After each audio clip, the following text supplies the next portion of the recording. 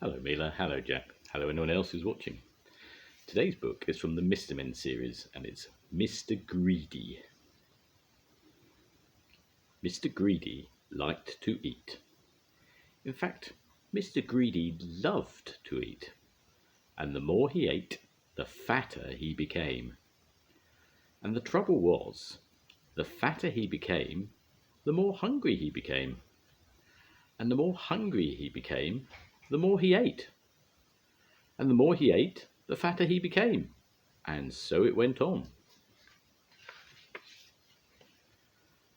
Mr. Greedy lived in a house that looked rather like himself. It was a roly-poly sort of a house. One morning, Mr. Greedy awoke rather earlier than usual. He'd been dreaming about food, as usual, and that had made him wake up feeling hungry, as usual. So Mr. Greedy got up, went downstairs, and ate the most enormous breakfast. This is what Mr. Greedy had for his breakfast: toast, 2 slices, cornflakes, 1 packet, milk, 1 bottle, sugar, 1 bowlful, toast, 3 slices, eggs, 3 boiled, toast, 4 slices, butter, 1 dish, marmalade, 1 pot. When he had finished his enormous breakfast, Mr. Greedy sat back in his chair, smiled a very satisfied smile, and thought, "That was a delicious breakfast," he thought to himself. "Now, I wonder what would be nice to have for lunch." He decided, in order to work up an appetite for lunch, he would go for a long walk. That morning Mr. Greedy walked and walked and walked. Then he discovered a cave. "That's funny," he thought. "I don't remember seeing that here before." Mr. Greedy, being a curious sort of fellow, decided to explore. He entered the dark cave. Inside he discovered some giant steps leading upwards. And Mr. Greedy, being a curious sort of fellow, decided to climb them. They were very, very steep and very difficult to climb. But with much huffing and puffing, Mr. Greedy climbed up and up. At the top of the steps, Mr. Greedy came to a door. It was without a doubt the biggest door that Mr. Greedy had ever seen, and it wasn't quite shut. And Mr. Greedy, being a curious sort of fellow, decided to see what was on the other side of that door. So Mr. Greedy squeezed himself through the crack in the door, and there before him was an amazing sight: the biggest room in the world. The floor was as big as a field. The table in the middle of the floor was as big as a house, and the chairs around it were as high as trees. Mr. Greedy felt very small. Then he sniffed. Coming from somewhere up on top of that gigantic table was the most delicious foody smell that Mr. Greedy had ever smelt.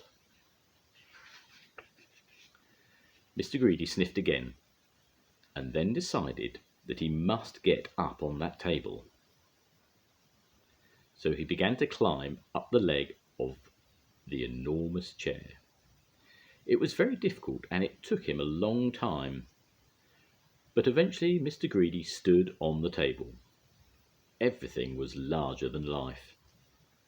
The salt and pepper pots were both as big as pillar boxes. There was a bowl of fruit on the table, and Mr. Greedy tried to lift one of the oranges. And Mr. Greedy, being Mr. Greedy, took a bite out of one of the apples there. Then he looked around. On the other side of the table stood the source of that delicious smell: a huge, enormous, gigantic, colossal plate. And on the plate, huge, enormous, gigantic, colossal sausages the size of pillows, and huge, enormous, gigantic, colossal potatoes the size of beach balls, and huge, enormous, gigantic, colossal peas the size of cabbages. Mr. Greedy hurried across the table towards the plate, and, being Mr. Greedy, he began to eat. Suddenly, a shadow fell across the plate, and Mr. Greedy found himself being picked up by a giant hand and looking into the eyes of a real live giant. "And who," thundered the giant, "are you?" Mr. Greedy was so frightened that he could only just manage to squeak his name. "Mr. Greedy," he squeaked. The giant laughed a laugh as loud as thunder.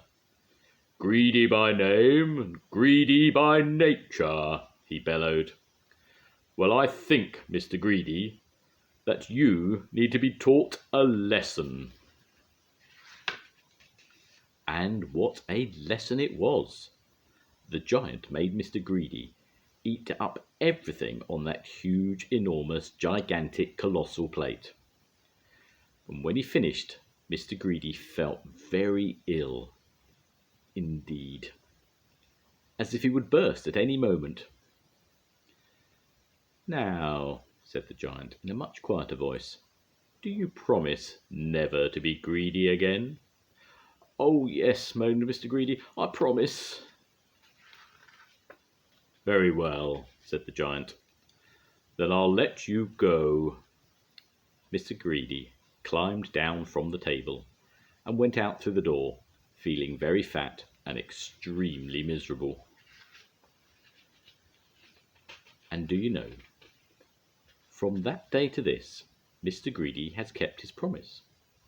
And do you know something else as well? Mr. Greedy doesn't look like he used to look anymore. He now looks like this, which I think suits him a lot better, don't you? So if you know anybody who's as greedy as Mr. Greedy used to be, you know what to tell them, don't you? Beware of giants. The end. Bye-bye, Mila. Bye-bye, Jack. Goodbye, anyone else who's watching. See you soon. Bye.